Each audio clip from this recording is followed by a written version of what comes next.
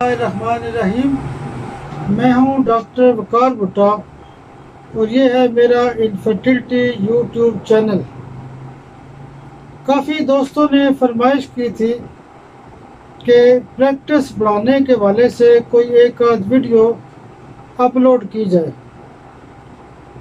تو میرے ایکسپیرینس کے مطابق جو چیزیں پریکٹس بڑھانے کے لیے ضروری ہیں ان میں سب سے بڑا درجہ ہوتا ہے اسٹڈی کو۔ اگر ہم یہ چاہتے ہیں کہ پریکٹس کو بڑھایا جائے تو ہمیں روزانہ کی بیس پہ 2 سے 3 گھنٹے مختلف بکس کی اسٹڈی کرنی چاہیے۔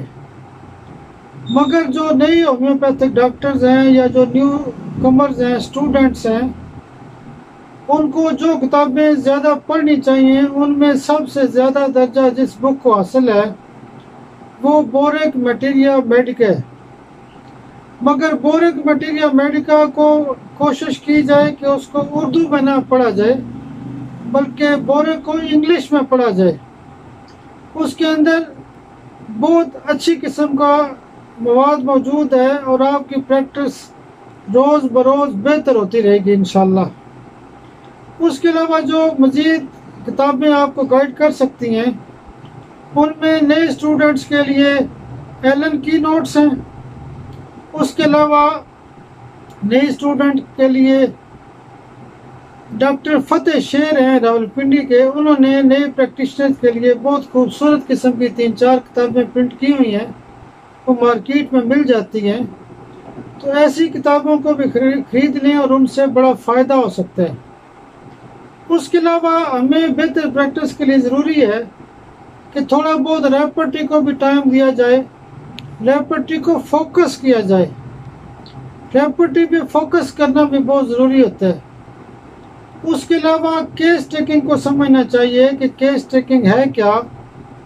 کیس ٹیکنگ کے حوالے سے میں آپ کو اتنا ہی بتانا چاہتا ہوں، انشاءاللہ ایک الگ ویڈیو بھی ایڈ کر دوں گا، مگر یہاں پر مختصر یہ بتانا چاہتا ہوں کہ جب بھی ہم کیس لیتے ہیں تو اس میں 3 چیزوں کو نوٹ کرنا چاہیے۔ پہلا پوائنٹ یہ ہے کہ سر سے لے کے پاؤں تک موٹی موٹی چیزیں معلومات کر لیں کہ آپ کو کیا مسئلہ ہوتا ہے، ہر چیز کے بارے میں معلومات کریں۔ اس کے علاوہ 24 گھنٹے کی لائف کو ڈسکس کریں کہ آپ کیا کرتے ہیں، کب سوتے ہیں، کب جاگتے ہیں، اس طرح کے معاملات۔ اس کے علاوہ تیسرا پوائنٹ ہوتا ہے فیملی ہسٹری، یعنی کوئی میڈیکل رپورٹ وغیرہ یا آپ کی فیملی میں کیا مسئلہ ہوا ہے۔ تو اس طرح کی چیزوں کو جب آپ فوکس کریں گے تو اس سے آپ کی پریکٹس بہتر ہو جائے گی۔ تیسرے نمبر پہ جو پوائنٹ ہے اس میں میڈیسنز ہوتی ہیں۔ جب بھی آپ کلینک کے اوپر بہتر پریکٹس کی کوشش کرتے ہیں تو آپ کی آہستہ آہستہ میڈیسن کو بھی آپ کو بڑھانا چاہیے۔ مثال کے طور پہ جو ساری پولی کرسٹ ہیں وہ ہائی ڈوز میں موجود ہوں، 1 mg 10 mg CM میں موجود ہوں۔ اس کے علاوہ 230 میں بھی موجود ہونی چاہیے۔ پولی کرسٹ تمام میڈیسن ہونی چاہیے، تمام قسم کے نوٹس آپ کے پاس ہونے چاہیے۔ اس کے علاوہ جتنے بھی سنیک والی دوائیاں، سنیک پوائزن والی دوائیاں، یہ آپ کے پاس ہونی چاہیے۔ تو یہ جو مین بڑے بڑے ہتھیار ہیں، جو بڑی بڑی دوائیاں ہیں، یہ آپ کے پاس ضرور ہونی چاہیے تاکہ پریکٹس کے مطابق آپ ان کو اپلائی کریں۔ اگر آپ کو پراپر پوٹینسی نہیں ہوگی، پراپر میڈیسنز نہیں ہوگی تو پھر فائدہ نہیں ہے، بہتر پریکٹس مشکل ہو جاتی ہے۔ بایو کیمی کی جو چند خاص دوائیاں وہ بھی ضرور ہونی چاہیے۔ اس کے علاوہ جو ایک اور خاص نقطہ ہے وہ ہوتا ہے گروپ ڈسکشن۔ آپ جب اپنے کلینک میں بیٹھتے ہیں تو اس کے بعد آپ 2 4 6 دوستوں کا گروپ بنا لیں، اس گروپ کے اندر مختلف چیزوں کو ڈسکس کریں، ایک آدھ میڈیسن پڑھ لیں، کیسز کو ڈسکس کریں، ایک دوسرے کے ساتھ نالج شیئرنگ کریں۔ تو اس میں ایک دوسرے کے ساتھ جب آپ ڈسکشن کرتے ہیں تو اس میں سے بھی کافی مسائل حل ہونا شروع ہو جاتے ہیں اور آپ کی پریکٹس دن بدن بہتر ہونا شروع ہو جاتی ہے۔ جب تک آپ ایک ٹارگٹ نہیں سیٹ کریں گے تو مسائل حل نہیں ہوں گے۔ مثال کے طور پہ آپ 10 مریض دیکھتے ہیں تو آپ ٹارگٹ رکھیں کہ میں نے 20 پیشنٹ چیک کرنے ہیں۔ آپ 50 مریض دیکھتے ہیں تو آپ ٹارگٹ سیٹ کریں کہ میں نے 100 پیشنٹ چیک کرنے ہیں۔ آپ 100 مریض چیک کرتے ہیں تو آپ ٹارگٹ رکھیں کہ میں نے 200 پیشنٹ چیک کرنے ہیں۔ یہ بات مناسب نہیں ہے کہ کئی لوگ کہتے ہیں جی اتنے پیشنٹ ہومیوپیتھی میں دیکھنا مناسب نہیں ہے. بھائی میرے بات یہ ہے کہ اگر آپ 100 لوگوں کو شفا کا سبب بنتے ہیں تو یہ کوئی چھوٹی بات ہے. یہ اللہ کا بڑا شکر ہے آپ کی ذات کے اوپر کہ آپ 100 لوگوں کو 200 لوگوں کو یعنی شفا بانٹ رہے ہیں، شفا دینے کی کوشش کر رہے ہیں. تو زیادہ مریض دیکھنے میں جرم نہیں ہوتا. جب آپ اچھی کوشش کریں گے، اچھا ایکسپیرینس آپ کا بنے گا تو آپ زیادہ پیشنٹ دیکھنے کے قابل ہو جائیں گے. تو ٹارگٹ رکھنا بہت ضروری ہوتا ہے.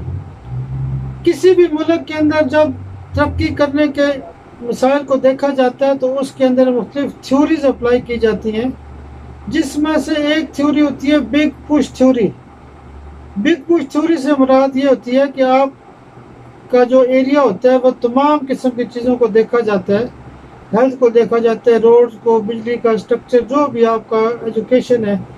اسی طرح اگر ایک ہومیوپیتھک ڈاکٹر اپنی پریکٹس بہتر کرنا چاہتا ہے یا کرنا چاہتے ہیں تو اس کے لیے آپ کو ہر چیز کو فوکس کرنا پڑے گا. جیسے میں نے بات کی ہے کہ اسٹڈی کو بہتر کیا جائے، اس کے علاوہ بکس خریدنے میں بھی توجہ ہونی چاہیے، اچھی اچھی بک کو سمجھنا چاہیے. اس کے علاوہ یہ ہوتا ہے کہ آپ بکس کو پڑھیں، بکس کو سمجھیں، نئی نئی بکس منگوائیں، آپ کی پریکٹس بہتر ہو جائے گی. اس کے علاوہ دوسرے نمبر پہ میں نے بتایا کہ آپ میڈیسن کو فوکس کریں، نئی نئی میڈیسن کے بارے میں سمجھیں، اسٹور والوں سے رابطہ رکھیں، دوستوں سے پوچھیں، گروپ ڈسکشن کریں. اس کے علاوہ جو آپ کے پاس جو سٹاف ہے، اگر آپ کے پاس مناسب سٹاف نہیں ہوگا تو پھر بھی مسائل بڑھ جائیں گے. ہر ڈاکٹر کے پاس کم سے کم ایک آدھ بندہ ضرور ہونا چاہیے، سٹاف میں کوئی نہ کوئی بندے موجود ہوں گے. دیکھیے آپ کا کام ہے مریض دیکھنا. اگر آپ دوائیاں بھی بنائیں گے، مریض بھی دیکھیں گے تو آپ کی توجہ ڈائیورٹ ہو جائے گی، اس طرح مسائل حل نہیں ہوں گے. سٹاف میں مناسب 2 4 6 لوگ ہونے چاہیے، کم سے کم ایک ضرور ہونا چاہیے. سٹاف کے ساتھ تعاون کریں. اس کے علاوہ ڈاکٹر کا جو مزاج ہوتا ہے اس کا اخلاق اچھا ہو، وہ ہر ایک کے ساتھ اچھے اخلاق سے پیش آئے. ٹھیک ہے، ماں جی آپ کا کیا حال ہے، بیٹا آپ کا کیا مسئلہ ہے، بھائی جان آپ کیسے ہیں، اس طرح کے معاملات. بزرگوں آپ بتائیں کیا مسئلہ ہے. تو ڈاکٹر کا جو مزاج ہوتا ہے، میں نے ایسے کئی ڈاکٹر دیکھے ہیں کہ جن کا مزاج اچھا نہیں ہوتا. ایک ڈاکٹر صاحب ایک دن کسی کو کہنے لگے کہ یار تسی منہ چک کے آ جاتے ہو، کم تو کم بندہ فون کر کے آتا ہے. اس طرح کے معذرت کے ساتھ یہ الفاظ مناسب نہیں ہوتے، یہ الفاظ مناسب نہیں ہوتے. لوگ ہمارے پاس پریشان ہو کے آتے ہیں، ہمیں ان کی قدر کرنی چاہیے. آپ ایک بندے کو ٹھیک کریں گے، آپ کے پاس 10 آئیں گے، 10 کو ٹھیک کریں گے تو آپ کے پاس 100 آئیں گے. اس لیے ڈاکٹر کا جو اخلاق ہے وہ مناسب ہونا چاہیے، اس کو اچھا ڈیل کرنا چاہیے، کبھی غصہ نہیں کرنا چاہیے. اس کے علاوہ آپ کا جو سیٹ اپ ہے، آپ کا جو کلینک ہے وہ صاف ستھرا ہو، اچھا ہو، اس میں سیکریسی کا اہتمام ہو، خواتین کے الگ بیٹھنے کی جگہ ہو، مردوں کے الگ بیٹھنے کی جگہ ہو، ڈسپنسری کا پراپر ماحول ہو، اس میں پانی کا اہتمام ہو، اس میں ہر چیز کا خیال رکھا جائے. جہاں پہ مریض کا آنا جانا سا ہو، بیٹھنے کی جگہ صحیح ہو. تو سیٹ اپ کا اچھا ہونا بھی بڑا ضروری ہے. اگر آپ کا سیٹ اپ اچھا نہیں ہوگا تو لوگ اس کو اچھا نہیں سمجھیں گے. سیٹ اپ کو دیکھ کے لوگ کہتے ہیں کہ ڈاکٹر صاحب کا کلینک اچھا ہے، ان کے پاس انشاءاللہ شفا بھی ہوگی. اگر آپ کے پاس اس طرح کی چیزیں نہیں کریں گے تو زیادہ مریض بنانا مشکل کام ہوتا ہے. ہمیں مریضوں کی قدر کرنی چاہیے، ان کے مسائل کو حل کرنا چاہیے، فوکس کرنا چاہیے. اس کے علاوہ جو بھی ڈاکٹر ہوتا ہے اس کے پاس مناسب قسم کی کنوینس ہو، اس کے آنے جانے میں جو مسائل ہوتے ہیں اس کے حل ہونے چاہیے، اس کی رہائش مناسب ہو. معاشرے کے اندر لوگ یہ ضرور دیکھتے ہیں کہ ڈاکٹر صاحب کا گھر کون سا ہے، کس گھر میں رہتے ہیں، ان کے کیا مسائل ہیں، ان کا لیونگ سٹینڈرڈ کیا ہے، ان کی ڈریسنگ کیسی ہے. ڈاکٹر کو صاف ستھرا رہنا چاہیے، اس کو وقت کی پابندی کرنا چاہیے. اگر آپ وقت پہ نہیں آئیں گے، آپ کا ٹائم مثلاً 11 بجے ہے تو اگر آپ 12 بجے پہنچتے ہیں تو اس طرح مسائل حل نہیں ہوں گے. آپ کو وقت کی پابندی کرنی چاہیے. جو چھٹی اناؤنس کریں وہ چھٹی ضرور کریں، لیکن وقت دیں، ٹائم دیں، اپنے ٹائم پہ آئیں، ٹائم پہ جائیں۔ اگر آپ اگنور کریں گے تو لوگ سمجھیں گے کہ ڈاکٹر صاحب خود ٹائم پہ نہیں آتے، تو اس کا مطلب ہے کہ پھر مسائل بڑھتے رہیں گے، پیشنٹ آپ کا زیادہ نہیں بنے گا۔ ہر چیز کو فوکس کرنا ضروری ہے۔ اسی طرح کر کے آپ جو ہے نا، میں نے اور جنرل چیزیں بتا دی ہیں، ایجوکیشن بہت امپورٹنٹ ہے۔ اس کے علاوہ جو ڈاکٹر ہے وہ اس کے لیے یہ نہیں کوئی نماز کا پابند ہو، اللہ کا نام لیتا ہو، کم سے کم صبح کی نماز ضرور پڑھے، اس کے بعد واک کرے، ایکسرسائز کرے، کوئی ورد وظائف کرے، اللہ کے لیے یعنی دعا کرے، کوشش کرے۔ تو اس طرح بہت ساری چیزیں ایسی ہوتی ہیں کہ جو پریکٹس بڑھانے کے لیے ضروری ہیں۔ ہم اتنا تو ضرور کہتے ہیں کہ مریض زیادہ ہو جائیں، لیکن اس کے لیے کوشش نہیں کرتے۔ اس کے علاوہ مختلف سیمینارز ہوتے ہیں، لیکچرز ہوتے ہیں، یوٹیوب کے اوپر بہت سارے لیکچر پڑے ہوتے ہیں، مختلف فیس بک کے اوپر اچھے اچھے گروپس موجود ہیں، اس میں پارٹیسپیٹ کرنا چاہیے، وہ لیکچر سننے چاہیے، جو اچھی بات آپ کو نظر آئے۔ جو سینئر ڈاکٹرز ہیں، جن کی پریکٹس ہے، جن کے پاس پیشنٹ ہیں، ان کو فالو کرنا چاہیے۔ تو یہ چیزیں بڑی ضروری ہیں۔ اگر آپ یہ کہیں گے کہ ہمارے پاس پیشنٹ زیادہ ہو مگر کام یہ نہ کرنا پڑے تو یہ بات مناسب نہیں ہے۔ تو آپ ایک ٹارگٹ رکھیں، اس کے اوپر کام کریں، انشاءاللہ مریض بھی بہتر ہوں گے۔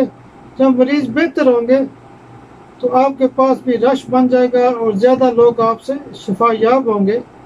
تو مختصر ایک بات ذہن میں رکھیں کہ مریضوں کو اس بات سے تعلق نہیں ہے کہ ڈاکٹر صاحب فیس کتنی لے رہے ہیں یا کیا کر رہے ہیں، لیکن وہ اتنا ضرور سمجھتے ہیں کہ ڈاکٹر صاحب ہماری بات سنیں، ہمیں توجہ سے دیکھیں، مناسب فیس لیں۔ زیادہ فیس بھی بڑا مسئلہ ہوتا ہے، کسی کے ساتھ زیادتی نہ ہو، جس طرح کا ایشو ہو اس طرح کی فیس لے جائیں، جیسے مسائل ہوں ایسی فیس لے جائیں۔